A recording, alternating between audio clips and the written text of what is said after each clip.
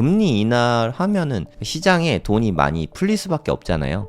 그러니까 금리 인하는 비트코인의 정말 직접적인 호재입니다. 금리 인하가 되는 뉴스에 좀 빠진다고 해도 실제로 돈이 많이 풀리는데 비트코인이 오를 수밖에 없지 않겠습니까? 내년에 한 상반기에는 우리가 기대할 수 있는 금액까지는 올라갈 수 있지 않을까, 개인적으로는 그렇게 기대하고 있습니다. 비트코인 투자하고 계시면 지금 가격도 충분히 좋은 가격이라고 생각합니다. 저는 돈 생기면 앞으로도 계속해서 꾸준히 비트코인 모아갈 거고요, 장기 보유할 생각입니다. 이렇게 비트코인을 모아가고 장기 보유하고, 이게 부자가 되는 가장 쉬운 방법이라고 생각합니다.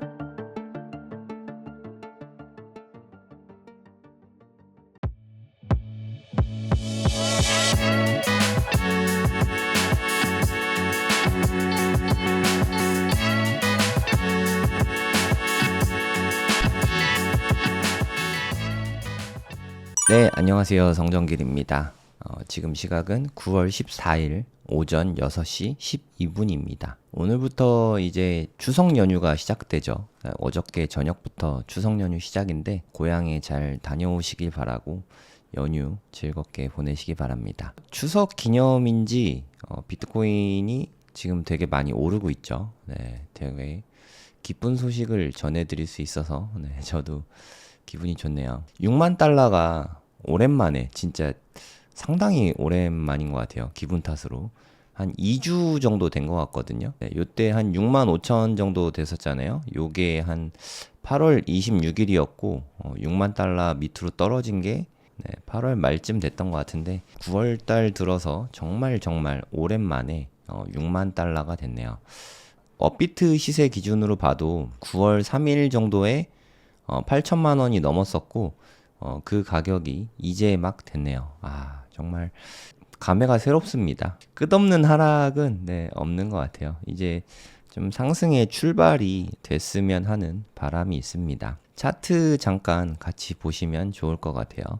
1시간 봉으로 보도록 하겠습니다. 이게 정말 차트라는 게 되게 신기해요. 물론 차트는 의미 없다라고 말하시는 분도 많은데 의미가 없을 수도 있지만 제 생각엔 의미가 아예 없진 않은 것 같아요. 여러분도 한번 보시면 좋을 것 같습니다. 여기랑 좀 느낌이 상당히 비슷합니다. 흘러가는 게 여기 저항대 없이 떨어졌잖아요. 그러면 여기는 상대적으로 이렇게 저항선이 잘 안 걸리고 이렇게 올라갑니다. 요 선까지는.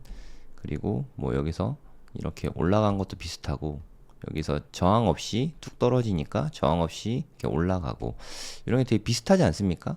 반 접으면 거의 흡사해 보이잖아요. 좌우 대칭으로 보이죠. 이제 여기서 좀 유지하면서 이렇게 좀 버텨주기만 하면 한 번 더 상승을 좀 기대해 볼 수 있겠죠. 물론 여기서 빠질 수도 있습니다.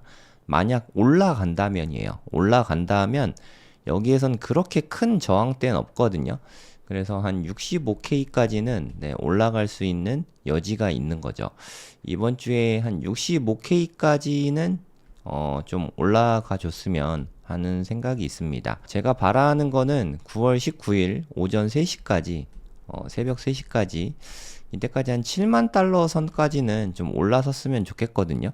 이제 좀 얼마 안 남았잖아요. 이제 5일 남았는데, 이날 기점으로 좀 올라갈 수 있다면 이때 아마 뉴스에 팔아라 그런 거 있잖아요. 이때 금리 인하 25bp 인하를 좀 확실히 하게 될 텐데, 물론 50bp를 기대하시는 분도 있겠지만 그거는 좀 쉽지 않은 것 같아요.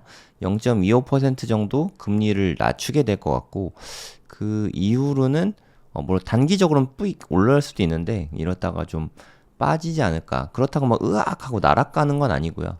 조금 조정 받았다가 다시 진짜 찐 상승은 한 10월에서 한 11월쯤 나올 수 있지 않을까. 개인적으로 저는 그렇게 기대하고 있습니다. 그리고 내년 초에 이제 새로운 미국 대통령이 취임이 되잖아요. 카말라 해리스가 될지 트럼프가 될지는 아직 잘 모르겠지만 둘 중에 한 명이 당선이 되면은 25년 1월부터는 아마 여러 가지 경기 부양책들을 쓰게 될 거거든요.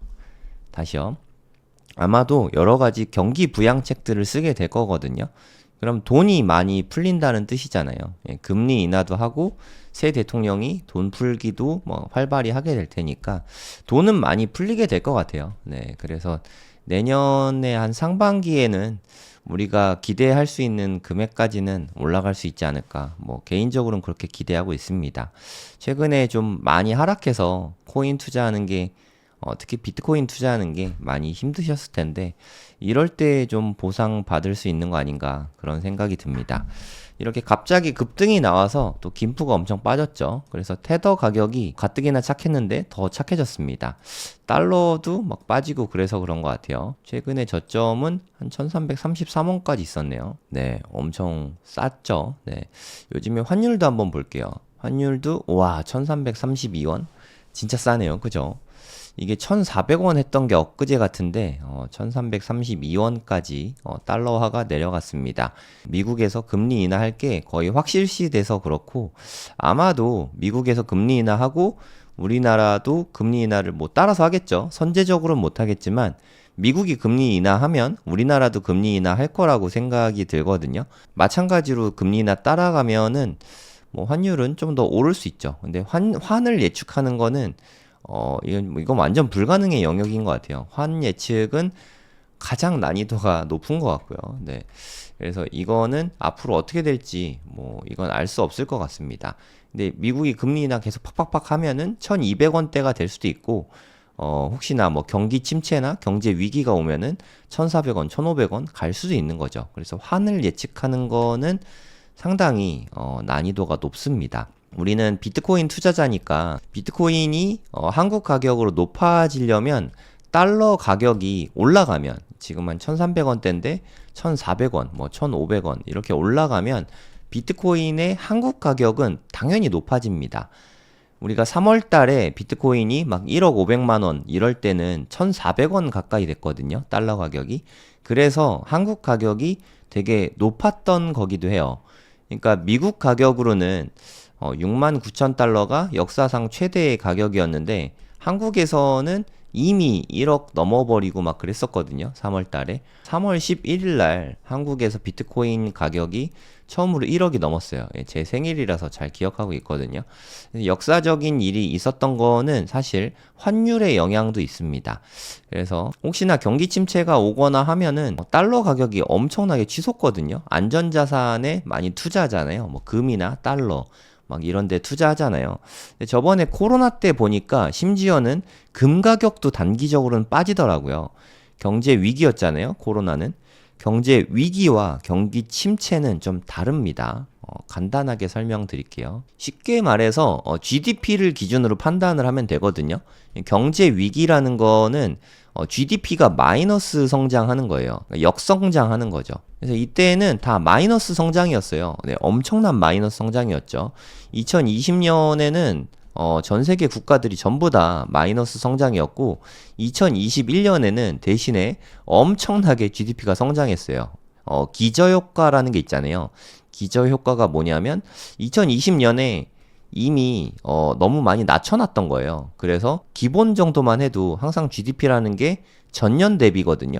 그러니까 전년 대비해서는 엄청나게 많이 상승해 있게 된 거죠. 기저효과 때문에 그랬던 거긴 하지만 21년에는 그래서 되게 많이 올랐죠.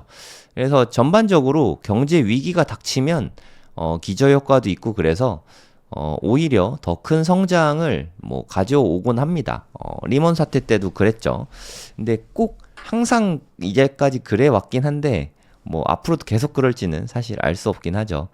경기 침체는 뭐냐면 얘는 마이너스 성장이잖아요. 그러니까 예를 들어서 미국이 연평균으로 대체로 한 2% 정도 GDP를 성장했다고 칠게요. 근데 이게 성장률이 떨어지는 거예요. 한 1%뭐 요렇게.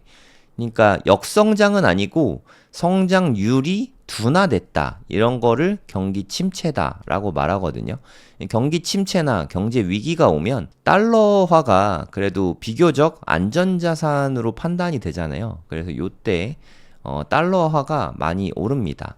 리먼 사태 때는 뭐 엄청 올랐죠. 달러 가격을 좀 볼까요? 네, 이 달러화 가격을 좀 보면 이때 엄청나게 거의 뭐 점상 같은 느낌이죠. 엄청나게 치솟은 이거 보이세요? 네, 우리나라의 경제 위기였죠. 국가 부도를 맞은 거죠, 사실. IMF 때입니다. IMF. IMF 때가 지금까지도 네, 역사상 최고점인 것 같아요. 1852원 1달러에 이게 어디서부터 올라갔냐면 911원부터 올라갔거든요. 그러니까 달러 가격이 순식간에 2배가 됐죠. 네, 이거 거의 미친 거라고 생각이 들고요. 요때가 리먼 사태 때죠. 이게 좀 되게 좀 어이없는 게 미국에서 지네들이 서브프라임 모기지 일으켜서 자기네들이 잘못했는데 달러화가 오히려 올랐어요. 아, 이게 진짜 미국 사람들은 이런 게 좀 부럽습니다. 지네가 잘못해도 달러화가 오르잖아요. 말도 안 되는 것 같아요. 그러니까 900원까지 빠졌던 달러가 리먼 사태 나고 나서 1600원까지 갑자기 치솟았죠. 네, 무시무시한 이런 일이었죠. 이 이후로 비트코인이 이때 태어났습니다. 달러화 막 찍어내는 거 보고서 양적 완화라고 하죠. QE. 그러니까 돈을 막 찍어낸다. 그런 뜻입니다. 돈을 막 찍어내는데도 달러화가 계속 오르는 네, 이런 말도 안 되는 게 현실이죠, 사실. 그리고 나서 좀 안정화되면서 달러 가격이 많이 떨어졌어요. 그래서 2014년에 한 1,000원 부근까지 떨어졌습니다. 어떻게 보면 이때가 우리나라 경제에 가장 호황이었을 수 있을 것 같아요. 이때부터 부동산 가격이 막 오르기 시작했죠. 이때부터 이때까지 한 2021년까지 뭐 부동산 가격도 엄청 올랐습니다. 그러다가 미국에서 뭐 자이언트 스텝하고 막 그러면서 5.5%까지 금리를 미친 듯이 올렸죠. 요때 갑자기 치솟았던 거는 요때 코로나가 있었어요. 코로나 사태 때 또 올라가고. 그러니까 제가 기억하는 거는 한 3번 정도의 경제 위기가 있었거든요. IMF, 리먼 사태, 코로나. 경제 위기는 그렇게 자주 오진 않거든요. 뭐 이번에 뭐 또 올 수도 있고 안 올 수도 있죠. 경기 침체는 오긴 옵니다. 하지만 그게 뭐 언젠지는 알 수가 없죠. 그리고 보면은 약간 우상향하는 그런 느낌이 나잖아요. 이게 우상향하는 가장 큰 이유는 제 생각에 한국의 경제 성장보다 미국이 경제 성장률이 더 높아요. 와, 이건 진짜 좀 자존심 상하는 일이기도 하죠. 네, 한국이 그래도 역사적으로 엄청나게 성장하는 그런 나라인데 미국보다도 현재는 경제 성장률이 떨어져 있다는 거. 이게 좀 가슴 아픈 일이기도 한 것 같습니다. 만약에 이게 계속 지속이 된다면 계속해서 네, 달러가 오를 수밖에 없는 네, 그런 상태인 거죠. 이렇게 왔다 갔다 하면서 우상향할 수도 있거든요. 그래서 제 생각에는 위험 분산 차원에서라도 이게 계속 지속될 수도 있으니까 달러 표시 자산에 투자를 해야 합니다. 네, 제가 추천하는 달러 표시 자산은 첫 번째는 네, 당연히 비트코인이고요. 두 번째는 지수에 투자하는 거죠. 뭐 나스닥이나 QQQ, SPY 뭐 이런 달러 표시 자산. 개별 기업은 좀 어려우니까 미국 주식에 지수에 투자를 하는 거죠. 이런 데 투자를 하면은 장기적으로 달러가 올라가도 이렇게 해지가 되잖아요. 그런 차원에서 뭐 가격이 오르고 떨어지고를 떠나서 요런데 좀 해지를 좀 해두는 게 좋지 않나 하는 생각을 합니다. 그리고 이제부터 앞으로 폭발적으로 돈을 미국에서 찍어낼 것 같은 느낌이 들거든요. 지금은 금리가 너무 높잖아요. 미국의 금리가 너무 높은 상태라서 돈을 막 찍어내기가 돈을 찍어낼 때 부채를 많이 그러니까 국채 발행하는 거죠. 부채가 많으면은 이자율이 높으면 계속해서 미국의 정부의 부채가 늘어나잖아요. 요즘에 1년에 한 1조 달러 정도 넘었죠, 이제. 이자만 1조 달러가 넘습니다. 비트코인 시총 정도 되는 게 매년 늘어나고 있거든요. 미국 정부 부채가. 이거 좀 너무 힘들잖아요. 그래서 자연스럽게 이거 금리를 낮출 수밖에 없어요. 제 생각에 한 2%대까지는 낮출 것 같거든요. 한 2, 3년에 걸쳐서. 그러니까 올해 한 3번 낮추고 내년에도 한 3, 4번 낮추고 그리고 그 다음 해에도 한 3, 4번 낮추고 이러면 거의 한 열 몇 번 되잖아요. 8번 낮추면 2%고요. 12번 낮추면 3%거든요. 요렇게 해서 한 3% 정도 낮춰서 한 2.5% 안팎까지는 낮출 것 같아요. 이거 제가 그냥 막 드리는 말씀이 아니라 미국의 연준의 점도표를 보면 한 요 정도로 표시가 돼 있습니다. 그래서 여기까지 낮춰진다고 치면은 우리나라 금리도 요 정도 수준에 맞춰지겠죠. 그러면 돈을 많이 풀게 되잖아요. 자연스럽게. 그럼 돈이 많이 풀리면 그냥 현금만 갖고 있는 사람들은 상대적으로 좀 손해일 수 있죠. 인플레이션이 일어나게 될 테니까. 그래서 인플레이션 해지 수단으로 비트코인을 투자하는 건 뭐 그거는 좀 현명한 생각이라고 저는 판단하고 있어요. 이게 무슨 뜻이냐면 현재 비트코인이 예를 들어서 뭐 8천만 원이라고 칠게요. 그럼 달러를 너무 많이 찍어내서 금리도 낮추고 이제 내년 정부가 새로운 사업들을 추진하면서 돈을 많이 풀게 될 거잖아요. 예전에 코로나 때는 그냥 국민들한테 돈을 그냥 달러를 막 줬죠. 그러면서 자산 버블이 일어나게 된 거거든요. 자산들이 버블하는데 버블이 되면은 자산 가격은 당연히 올라갑니다. 그래서 부동산도 올라갔고 주식도 많이 올라갔죠.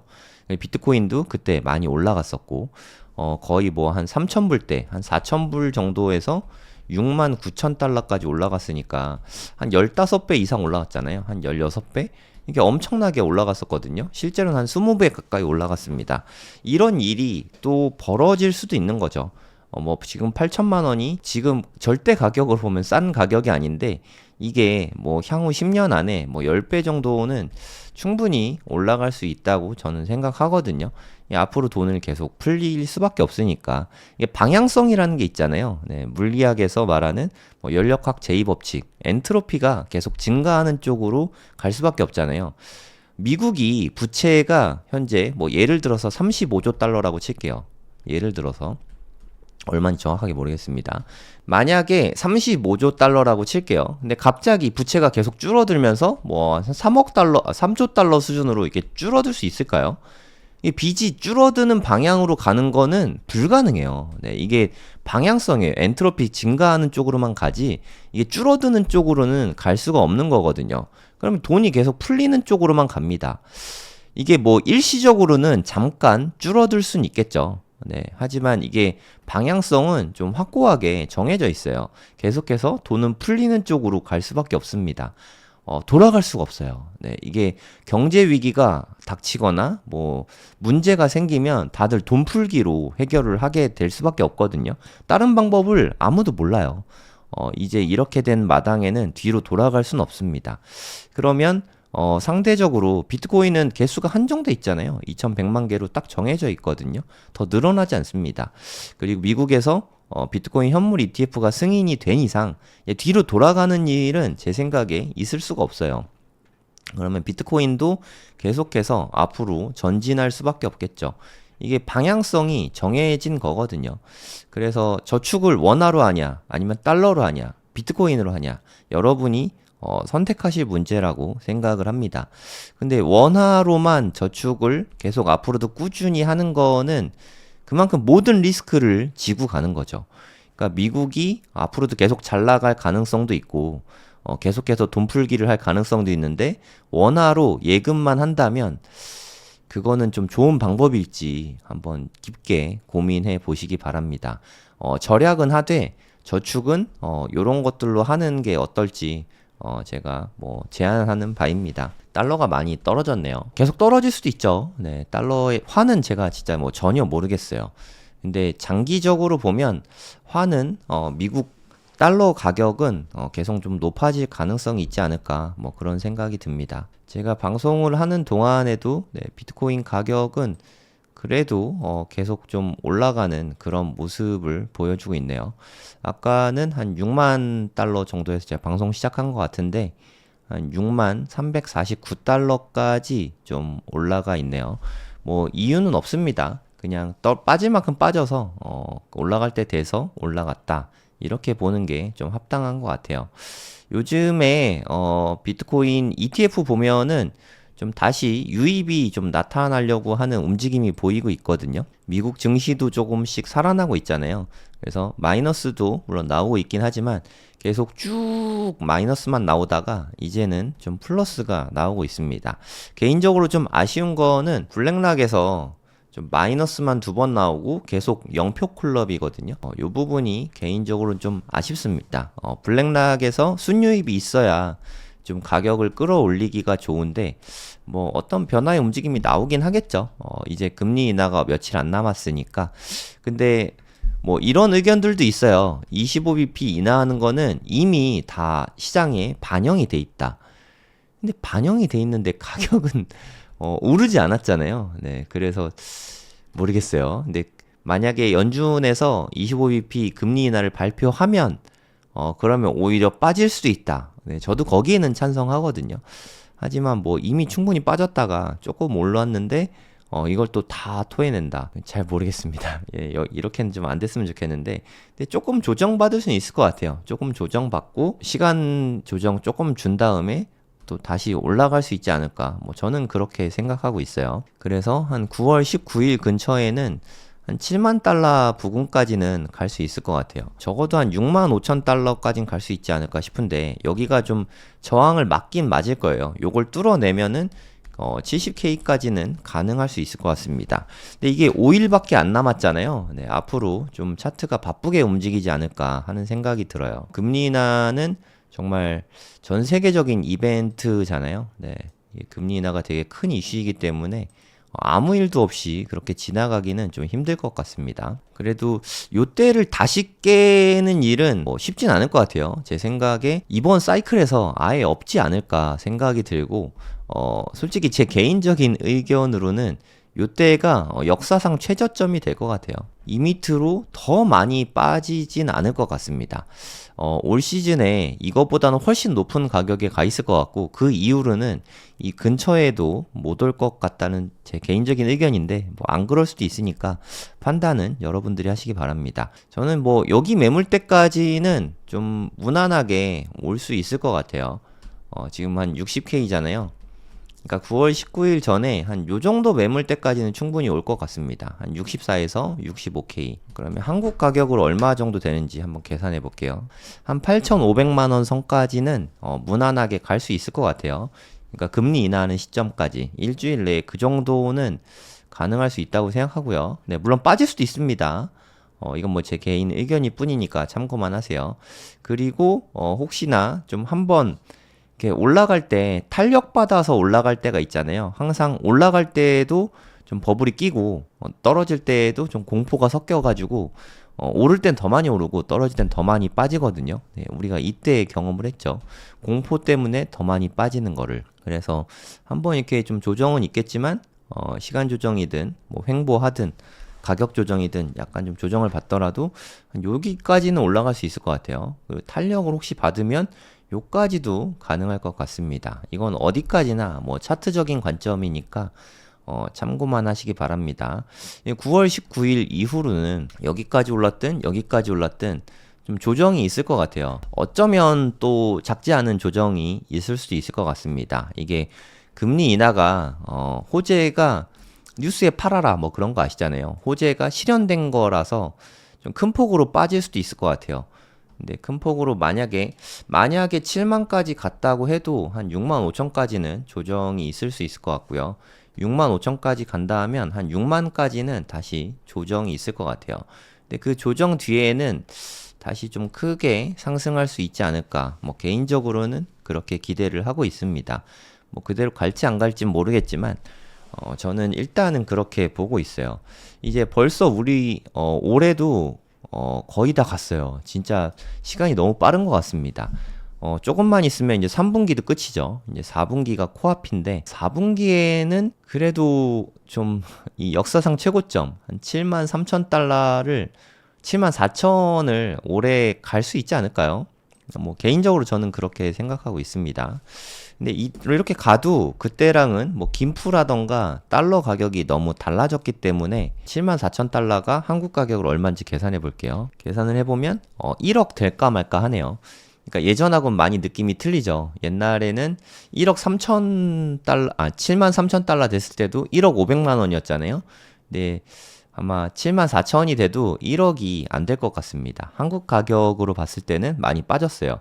달러도 빠지고 김프도 빠지고 그래서 그렇거든요. 근데 만약에 한국인의 투심까지 되돌아와서 김프까지 뭐 한 5, 6% 끼게 된다면 한 5%만 껴도 1억 500만 원이 될 수 있는 거죠. 김프가 뭐 5%에서 10% 정도 끼는 건 상승장에서 그냥 일상이거든요. 네, 지금은 김프가 되게 낮지만 그때쯤 되면 김프가 충분히 높게 낄 것 같습니다. 이때만 해도 김프가 한 8%에서 10% 됐어요. 많이 낄 때는 한 16% 됐거든요. 그래도 올해 다시 1억 이상은 되지 않을까, 저는 그렇게 기대를 하고 있습니다. 내년에 최고점에는 그래도 한 2억 정도는 개인적으로 바라보고 있어요. 근데 한국 가격으로는 모르겠지만 미국 가격으로 한 14만 달러 정도는 충분히 가능하다고 생각합니다. 네, 미국 대선 좀 보면은 해리스가 좀 우세해졌죠. 아시다시피 이게 폴리마켓은 트럼프 쪽이 좀 높게 나오잖아요. 그럼에도 불구하고 해리스가 더 높게 나왔다는 거는 해리스가 꽤 많이 앞서고 있다는 뜻이기도 하거든요. 이제는 좀 해리스 쪽으로 무게추가 조금씩 기우는 게 아닌가. 개인적으로 그런 생각이 좀 들긴 합니다. 트럼프가 당선이 됐으면 비트코인에도 좀 더 큰 호재가 단기적으로 될 것 같은데 개인적으로도 좀 아쉽습니다. 해리스는 암호화폐 쪽 이야기는 아예 안 하거든요. 네, 그래서 좀 호재는 아닙니다. 규제만 안 해줘도 고맙겠다. 예, 규제만 안 해도 비트코인은 제가 할 길 갈 거니까. 펜실베니아도 상당히 많이 붙었네요. 그리고 위스콘신도 격차가 더 많이 이렇게 벌어지게 된 것 같고요. 네바다도 이렇게 반반으로 됐고, 글쎄요, 이게 어떻게 될지 모르겠지만 아직은 박빙이긴 합니다. 아직은 박빙이긴 한데 해리스 쪽으로 점점 무게추가 기울고 있는 거 아닌가. 그런 생각이 드네요. 일단 제 마음속으로는 해리스가 된다고 생각을 하고 있어요. 그러다가 트럼프가 되면 땡큐인 거고 안 되면 어쩔 수 없는 거고 마음은 일단 좀 비웠습니다. 요런 의견이 있더라고요. 그러니까 미국 존스 홉킨스대. 그러니까 존스 홉킨스는 의대로 되게 유명한 대학인데 경제학과도 유명한지는 잘 모르겠습니다. 하여튼 의대로 엄청 유명한 대학이죠. 스티브 행크라는 교수가 그러니까 인터뷰를 했대요. 이미 9월 달에 25bp 인하하는 거는 누구나 예상하고 있다. 그쵸? 당연히 누구나 다 예상을 하고 있죠. 이미 선반영 됐을 수 있다. 저도 그렇게 생각합니다.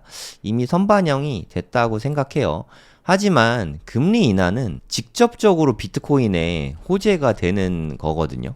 금리 인하를 하면은 유동성이 당연히 공급이 많이 될 수밖에 없잖아요. 시장에 돈이 많이 풀릴 수밖에 없잖아요. 그러니까 금리 인하는 비트코인에 정말 직접적인 호재입니다. 그러면 금리 인하가 되는 뉴스에 좀 빠진다고 해도 실제로 돈이 많이 풀리는데 비트코인이 오를 수밖에 없지 않겠습니까? 금리 인하를 하는데 비트코인이 떨어지는 경우는 제가 생각했을 때 한 가지밖에 없어요. 경기 침체나 경제 위기. 이거는 아까 차이점은 제가 말씀드렸죠. 그러니까 경기 침체든 경제 위기든 어찌됐든 경제가 되게 안 좋아지는 거잖아요. 경제 악재가 발행하면은 단기적으로는 큰 폭으로 빠질 수 있어요. 아주 큰 폭으로. 아까 제가 49,000달러가 역사상 최저점일 것 같다라고 말씀드렸는데 진짜로 경기 침체나 경제 위기가 오면 이 밑으로도 빠질 수가 있습니다. 하지만 이게 올지 안 올지 여러분 예측 가능하신가요? 저는 예측이 안 되거든요. 언젠간 오겠죠. 하지만 그게 앞으로 6개월 내 혹은 1년 내에 올지는 누구도 모른다고 생각하거든요. 내년부터는 새로운 대통령이 이제 취임을 하게 되는데 새로운 대통령이 취임하자마자 한두 달 내에 경기 침체가 온다면 본인의 정치 생명에 너무 큰 타격을 받게 되잖아요. 하지만 경기 침체나 경제 위기는 충분히 막을 수 있어요. 그 막는 방법은 옳은 방법은 아니지만 그냥 돈을 막 푸는 거예요. 그냥 경기 침체가 좀 징조가 보인다 하면은 돈을 엄청나게 막 풀겠죠. 그러면 그게 또 비트코인에 큰 호재로 작용을 할 수 있겠죠. 그래서 제 생각에 지금은 비트코인이 손익비 차원에서 투자용으로든 저축용으로든 상당히 좀 좋은 자산이라고 개인적으로 생각합니다. 여기 보면은 기준금리 50% 인하는 시장에 활력을 불어넣을 수 있다라고 이 교수님이 그러셨는데 교수님이니까 저보다 훨씬 더 똑똑하신 분이긴 하겠지만 솔직히 저는 그렇게 생각이 되진 않거든요. 그러니까 50bp 인하를 하면은 오히려 경기 침체에 대한 우려를 낳을 수 있을 것 같아요. 이거 좀 경제가 너무 안 좋은 거 아니야? 망가지는 거 아니야? 이런 공포심을 조장할 수 있거든요. 그래서 이게 파월 같은 분이 정말 우유부단하신 분이잖아요. 그런 분이 이런 극단적인 선택은 급진적인 선택은 제 생각엔 안 할 것 같아요. 이건 쉽지 않을 것 같습니다. 그리고 50pp 인하한다고 해서 비트코인이 갑자기 오른다. 그것도 사실 잘 모르겠어요. 우리가 9월 5일 날 빠진 이유는 경기 침체가 와서가 아니라 경기 침체가 될까봐 걱정돼서 이렇게 많이 빠졌던 거잖아요. 경기 침체 우려도 되게 무섭습니다. 경기 침체도 무섭지만. 그래서 이런 일은 쉽지 않을 것 같아요. 예, 무난하게 25bp 인하하고 비트코인도 좀 상승세로 가는 그런 움직임이지 않을까. 뭐 개인적으로는 그렇게 보고 있습니다. 이거는 정말 야, 진짜 마이클 세일러 형님은 대단하신 분인 것 같아요. 이분 진짜 정말 짱이지 않습니까? 이런 상태에서도 18,300개의 비트코인을 매수를 했대요. 최근 한 달 동안. 대단하지 않습니까? 11억 달러 이상을 매수해 썼대요. 그러니까 총 개수가 24억 4,800개가 됐습니다. 미국 정부보다도 많아요. 이제 1%가 넘어갔죠. 이대로 가면은 뭐 2%까지 모을 수도 있을 것 같아요. 한 21만 개 모은 게 한 3월 달인가 그랬던 것 같거든요. 지금 9월 달이니까 6개월 만에 무려 3만 4천 개를 더 모은 거예요. 뭐 진짜 이분 정말 어마어마한 것 같습니다. 정말 진심으로 리스펙합니다. 평균적인 매수 가격은 한 6만 달러 이상이라고 하네요. 요즘에 보니까 비트코인 현물 ETF 있잖아요. 현물 ETF 평단가가 한 6만 2천 달러래요. 그러니까 얘네들도 다 물려있죠. 다 손해보고 있고 마이크로 스트래티지는 전체 평단은 제가 알기로 한 4만 달러대 정도로 알고 있고 최근에 18,000개 모은 게 한 6만 달러 수준이다. 지금 여기까지 정도 올라왔죠. 근데 시간이 지나고 나서 만약에 비트코인이 한 14만 달러 뭐 요 정도 되면은 수익이 어마어마하겠죠. 그러면 마이크로 스트래티지의 주가는 상당히 많이 올라 있을 수 있을 것 같습니다. 그래서 뭐 저희 법인에서도 뭐 마이크로 스트래티지 주식을 뭐 일부 갖고 있긴 하죠. 법인에서 비트코인 갖기가 매수하기가 어렵잖아요. 우리나라 현물 ETF가 안 되니까. 선물 ETF는 되긴 되는데 그거를 사기보다는 개인적으로는 비트코인을 좋게 본다면 마이크로 스트래티지를 투자하는 게 더 나은 것도 같아요. 그러니까 마이크로 스트래티지는 비트코인 불장이 오잖아요. 그럼 프리미엄이 엄청나게 붙어요. 그러니까 뭐 쉽게 말해서 거품이죠. 거품이 막 끼는 주식이거든요. 대신에 빠질 때에는 무지막지하게 빠집니다. 거품까지 같이 빠지니까. 그래서 좀 약간 레버리지 상품 같은 그런 느낌이 있어요. 그래서 좀 무섭긴 합니다. 그래서 개인적으로는 개인이다 하면은 그냥 편안하게 비트코인 사시면 돼요. 뭐 레버리지 상품 뭐 그런 거 하지 마시고 그냥 비트코인 현물 사시면 되고 법인은 어쩔 수 없으니까 현물을 매수하기 너무 어렵잖아요. 뭐 업비트 계좌를 만들어주는 것도 아니고 그런 경우에는 주식 계좌 이용해서 미국 주식인 마이크로 스트래티지를 투자하는 것도 방법입니다. 우리 국민연금에서도 투자하잖아요. 그래도 국민연금에서 투자한다는 얘기는 그래도 좀 쓸만한 주식이라는 뜻이기도 하죠. 우리 국민연금이 투자를 되게 잘해요. 코인베이스도 한 1, 2년 전인가 아주 쌀 때 그때 코인베이스도 매수하고 최근에 보니까 마이크로 스트래티지도 매수하고 생각보다 좀 국민연금에 투자에 인사이트가 깊은 분들이 많은 것 같아요. 대단히 수익도 많이 본 걸로 알고 있거든요. 앞으로도 좀 투자 잘 하셔서 국민연금 많이 좀 불려주시면 좋겠습니다. 네, 그러니까 잠깐 제가 말씀드렸는데 비트코인 현물 ETF, 미국 ETF죠. 한 평단이 6만 2천 달러 정도 한다고 합니다. 바이낸스의 트레이더들, 일종의 저 같은 사람이죠. 한 5만 5천 달러 정도 평단이 된다고 합니다. 채굴자들은 한 4만 3천 정도 되고, 장기 투자자들은 한 2만 7천 달러 정도, 요 정도 된다고 하네요. 그래서 우리는 그래서 사실 장기 투자해야 합니다. 이게 시간이 지나고 보면 이게 정말 넘볼 수 없는 가격이 돼 있거든요. 지금 최저점이 49,000달러고 현재 가격이 한 6만 달러인데 이들의 평단은 겨우 27,000달러잖아요. 우리가 고래는 안 되더라도 고래의 평단은 좀 따라가면 좋을 것 같거든요. 그러니까 지금 여러분들이 얼만큼을 보유하고 계시든 아예 없으시다면 한 0.1 비트라도 이렇게 매수를 하셔서 좀 장기로 오래오래 보유를 하시면 아주 좋을 것 같다는 생각이 듭니다. 지금은 얘네들만 현재 좀 손실 중이죠.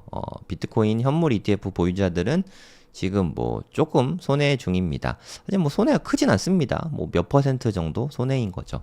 한 2%? 3%? 뭐 3% 정도 될 것 같네요. 하여튼 뭐 그러니까 얼마 안 되죠, 손해는. 그러니까 지금은 다시 좀 상승할 가능성이 있는 거죠. 그러니까 손해가 크면 손절을 많이 하니까. 근데 오르고 있으면 더 가져갈 수 있으니까 지금은 좀 괜찮은 상태인 것 같습니다. 네, 이게 좀 여러 가지 이제 상승 시그널들이 나오고 있거든요. 채굴자들은 보통 채굴을 해서 매도를 하는 주체잖아요. 그러니까 이들이 뭐 이더리움은 잘 모르겠습니다만 비트코인 보유를 계속해서 늘려가고 있어요. 바닥 찍은 거죠. 계속해서 팔아가지고 채굴자들도 너무 힘들잖아요. 그래서 계속 그동안은 팔았었는데 이제 보유량이 늘어나고 있다. 그러니까 운영 비용이 증가하니까 가격은 떨어지고 계속해서 뭐 해시레이트는 사상 최고치 막 경신하고 이러고 있으니까 얼마나 힘들었겠습니까? 그래서 뭐 신형 채굴기도 매수하고 투자를 뭐 계속 늘려가고 있는 거죠. 그렇게 채굴한 비트코인도 장기 보유하고 심지어 마라톤 같은 곳은 마라톤 디지털 같은 데는 채굴 업체지만 비트코인을 오히려 매수하고 있어요. 파는 주체가 아니라 매수 주체가 된 거죠. 그러니까 채굴자들이 이렇게 매수하고 보유하고 있다는 거는 강세장으로 가는 시그널일 수 있는 거죠. 네, 저는 다른 것보다도 이 뉴스가 되게 큰 호재라고 생각이 들거든요. 그 0.1 비트코인만 해도 가격이 800만 원이잖아요. 800만 원. 800만 원이면 솔직히 작지 않은 돈이죠. 작지 않은 돈이긴 하지만 그래도 뭐 투자를 하려고 마음만 먹으면 얼마든지 투자할 수 있는 그 수량이 저는 0.1비트라고 생각하거든요. 그러니까 제 생각에 제가 40대인데 저 같은 정도의 연배만 돼도 한 노후가 됐을 때, 한 70대가 됐을 때 0.1 비트코인만 있어도 노후 대비는 다 될 거라고 생각해요. 진심입니다. 그러니까 한 30년 후잖아요. 20년, 25년에서 30년 후. 30년 후에는 제 생각에 진짜 못 돼도 100억 이상은 돼 있을 것 같거든요. 그럼 0.1 비트코인만 있어도 한 10억 정도는 되잖아요. 10억이면 뭐 어찌됐든 좀 노후가 뭐 부자 할아버지는 아니죠. 부자로 노후를 살 수는 없지만 그래도 뭐 생활비 정도는 충분히 충당할 수 있는 노후 자금은 될 것 같아요. 만약에 노후에도 부자로 살고 싶다 하시는 분은 1비트를 투자해서 이때까지 가져가시면 됩니다. 그럼 100억 정도면 그래도 부자이지 않습니까? 물론 지금의 100억과는 많이 다르겠죠. 하지만 그래도 부자 할아버지로 살아갈 수 있는 충분한 여지가 있을 것 같거든요. 네, 여담이고 일단 0.1 비트를 갖고 있는 주소수가 사상 최대치를 경신하고 있습니다. 네, 그냥 이렇게 표현하고 싶어요. 그러니까 똘똘한 개미들이 늘어나고 있다.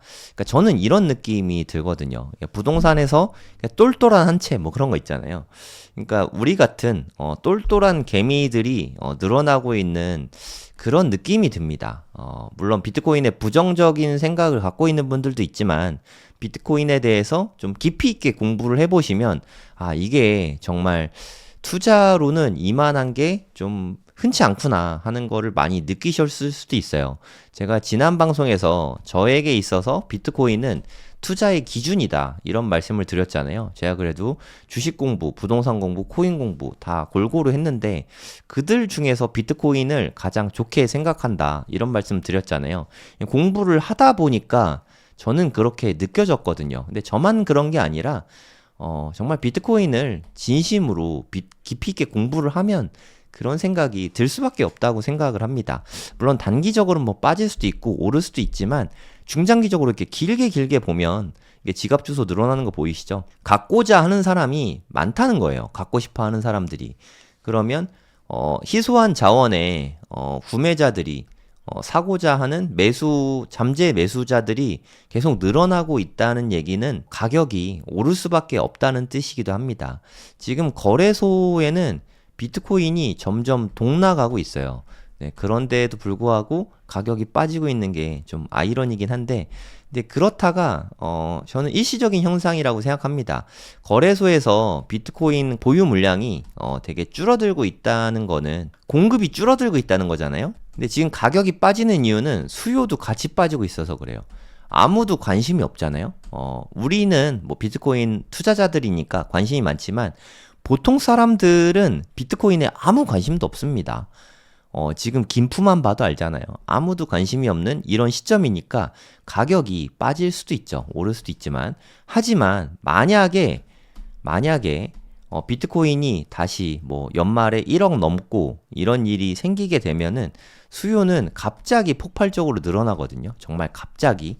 근데 공급은 갑자기 늘릴 수가 없잖아요. 수요는 갑자기 폭발적으로 늘어나고. 이때 우리가 원하는 그런 미친 불장이 나타나게 됩니다. 지금은 이렇게 뭐 이런 기복에 우리 되게 조금 힘들고 있잖아요. 갑자기 어느 순간 이렇게 오르는 거예요. 이런 날을 기대하고 이런 긴 시간을 홀드해야 되는 거죠. 홀드가 되게 어렵습니다. 여러분들 올해 비트코인 투자하면서 올 한 해 동안 정말 너무 많은 일들이 있었잖아요. 앞으로도 그럴 거예요. 홀드가 정말 되게 힘든데, 근데 우리가 거꾸로 한번 생각해 보죠. 8천만 원이잖아요, 지금. 8천만 원에 사서 9천만 원 되고, 7천만 원 되고, 6천만 원 되고, 막 이러면은 되게 힘들잖아요. 근데 나중에 가격이 뭐 한 4억? 막 이렇게 됐다고 쳐볼게요. 한 5년 후쯤이면 이 이상은 될 거라고 생각하거든요. 8천에 샀는데 4억 하는 게 갑자기 뭐 5억이 될 수도 있고, 뭐 3억이 될 수도 있죠. 여기에 흔들리겠습니까, 여러분? 나는 8천만 원에 샀는데 이게 4억이든 5억이든 6억이든 10억이든 그냥 나는 노후까지 가져갈 거야. 이런 생각을 갖고 있으면 가격에 흔들리지 않겠죠. 이런 상태가 되어야 됩니다. 그러려면은 장기 보유는 좀 필수적이라고 생각할 수밖에 없겠죠. 그래서 여러분들 비트코인 투자하고 계시면 지금 가격도 저는 정말 충분히 좋은 가격이라고 생각합니다. 저는 돈 생기면 앞으로도 계속해서 꾸준히 비트코인 모아갈 거고요. 그리고 장기 보유할 생각입니다. 이렇게 비트코인을 모아가고 장기 보유하고 이게 부자가 되는 가장 쉬운 방법이라고 생각합니다. 방법은 쉽지만 실행하긴 너무너무 어렵죠. 네. 공부가 되어 있지 않은 분들은 불가능하다고 생각합니다. 그래도 오늘은 비트코인 가격 오랜만에 6만 달러 넘어서는 이 모습 보여드리면서 방송을 해서 너무 기분이 좋네요. 네. 한 가지 더 짧게 말씀드리도록 하겠습니다. 햄스터 코인 하고 계신 분들 많으시죠? 저도 이렇게 텔레그램 채굴 게임들 뭐 이거저거 이렇게 많이 하고 있거든요. 그 중에서 뭐 제일 열심히 하는 게 햄스터 컴뱃이죠. 얘네들은 9월 26일 날 상장이 확정됐어요. 그러니까 바이낸스랑 OKX랑 바이비트 이 부분 좀 설명해 드릴게요. 이렇게 세 개의 거래소거든요. 여기 보시면 여러분들 에어드랍 받으려면 지갑 연결을 좀 확실하게 하셔야 됩니다. 우측 하단에 보면 여기 에어드랍 있죠. 이걸 누르세요. 에어드랍 누르시고 여기에서 등록을 결정을 하셔야 됩니다. 바이비트나 바이낸스나 OKX, 바이비트 이 셋 중에 하나를 선택을 하셔야 되거든요. 저는 바이비트로 했죠. 바이낸스로 원래 하려고 했는데 연결이 너무 잘 안 되더라고요. 그래서 OKX나 바이비트는 제가 둘 다 성공했거든요. 와이프 계정은 요걸로 했고 제 계정은 요걸로 했는데 이거는 성공했습니다.